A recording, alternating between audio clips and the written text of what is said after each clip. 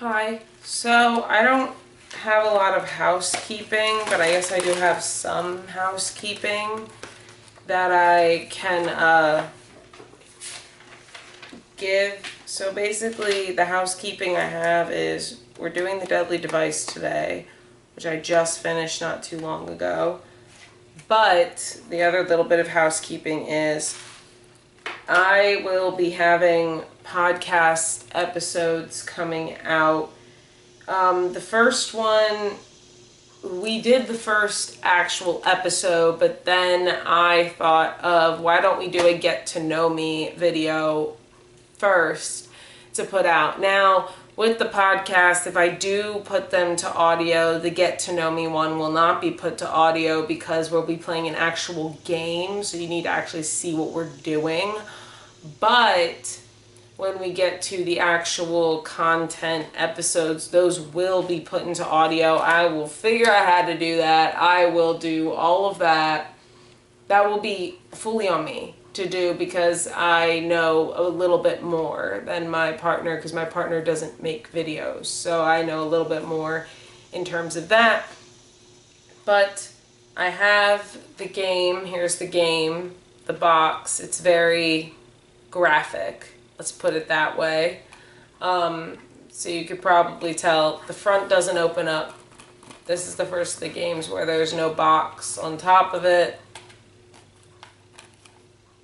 Like, that's, I think Tomb of the Lost Queen was the last one to have one of those.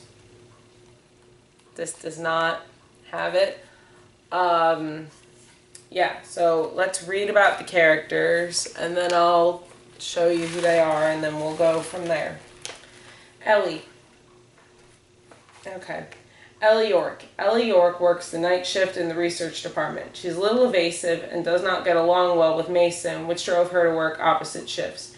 While appearing genuinely shaken, her actions after Nico's death seem to indicate that she could be hiding something. Gray Courtwright. Gray Courtwright is the head of security and knows the security system well. Not the friendly type, he comes across as a little intimidating and is not forthcoming while being questioned. His knowledge and unrestricted access to all areas provide plenty of opportunity for sneaking around unnoticed. Mason Quinto. Mason Quinto is the smart, driven, and arrogant senior lab assistant. He likes structure and perfection and values his work. Unlike Nico, Mason believes in propriety rights. That's the word. How far will he go to get credit for his work that he thinks he deserves? I'm tired. I've been in school all summer. I don't read. That's a lie. I do read. Ryan Kilpatrick. Ryan Kilpatrick is the tech geek girl and has built and modified several parts of the lab. Her knowledge of the Tesla coil makes her a prime suspect. Is her nice girl image genuine or an act? Victor Lausiette. Victor Lausiette is the co-owner of the lab and has hired you to solve the cold case murder. Eager for the case to be solved, he pushes Nancy to find the culprit. Nico's work and name appear to be very important to him, but could there be more to this mystery than meets the eye? Deirdre Shannon. Deirdre Shannon returns as a phone friend to assist Nancy in her investigation. Though the girls grew up together, she's never really been a fan of Nancy's, but helping her out could mean a better grade in criminology class back in the girls' hometown of River Heights. Frank and Joe Hardy. Frank and Joe Hardy are available by phone to once again assist Nancy in her investigation. As big fans of Nikola Tesla, they're eager to hear about the case and help in any way they can. Nico Jovic. Rumor in the scientific community was that leading physicist Nico Jovic had discovered the secret to wireless energy transfer, but before he could release his findings to the world, he was found murdered. Oops, I don't know if I can say that on... Oh, well, I already said on YouTube. Unalived. Like Tesla, Nico was clever yet secretive. Could someone be looking for what he left behind? Let's change murdered to unalived, because you can't say murdered on YouTube for some reason. Okay, that's Ellie. Mason. Gray.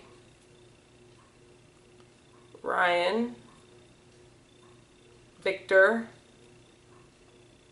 Deirdre. Frank and Joe. Nico Jovic. That's it. And now the likes and dislikes. We drew a lightning bolt up here. We named him Sparky. Letters and music, common theme. like the beginning if you're a true crime fan that has a smiley face, because you're gonna like the beginning if you're a true crime fan, because it literally has like the perfect setup. Like you kind of hear Nico get a little dead. You don't see anything though, so you're fine. Frank and Joe has a big smiley and laughing, because if you know anything about Frank and Joe, they're hilarious, honestly. Oh my god, I love them in every single game that they're in with us. Ryan has a big smiley face because honestly, she's one of the best characters in the whole entire game. Like there's nobody that's as good as her. Mason has a big annoyed face because I hate Mason, because he's just one of those people that I know would rub me the wrong way. Like arrogant people, we just don't get along. Ellie has a little bit of a smiley. I like Ellie, but I feel like she's also kind of like too much at times, because she's very nice, but it's also like she's also, when we look on her phone and like after like her and Mason are talking, it just seems like she's being a little protective of Mason, even though she doesn't like Mason. And it's weird. It's hard to explain. Like if you play the game you'll get it, but it's just it's weird. Gray has a big laughing face because Gray is hilarious. I don't care what anybody else says. I find Gray hilarious. Victor has a really angry face because I don't like Victor. I don't think he should have been a character in the game to begin with. Like, I just don't like him. The candy machine has a big annoyed face, and it's because it has a memory lock. So it's like that memory game where you need to remember what color. I'm not good at that. That's why it's written up here, because I'm not good at that. Make sure to look at everything in Ellie's work area. This has a shocked, like a face, because I did, but then the game made the key that you find in her drawer disappear, and I had to start all over. I don't know what happened there. That has never happened to me before, but apparently that's a bug in the game. So make sure that you look at everything in her work area. Banging on the door sound in the night. It's a shocked face or like a scared face, and it's never solved. We never know who's banging on our door in the middle of the night. And then it's just calm footsteps away. We don't know.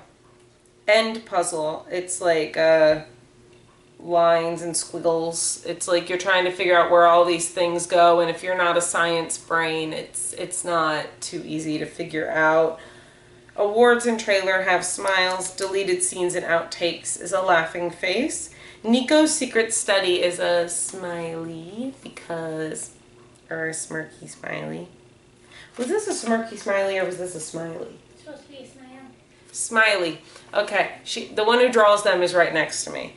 But smiley because his secret study is honestly cool. And cute Faraday cage, the one that we make. It's a cute little thing. It's so cute. Anyway, but I will show you. Yeah, the culprit's name isn't mentioned anywhere. So there's Sparky. And there's the memory puzzle. And here are the smiley faces. Okay. Yeah, so I won't be linking the podcast channel down below until I actually, put up the first video where we're playing the card game. And we're just going to play one of those card games like that come from that What Do You Meme company, so it's like the Do You Know Me, Hot Seat, like one of those we're going to play. So it's one of those card games that have been coming out. I don't have Cards Against Humanity, otherwise I'd probably have us play something like that or something, but we're going to be playing one of those from the What Do You Meme company. So if you want to see that, let me know.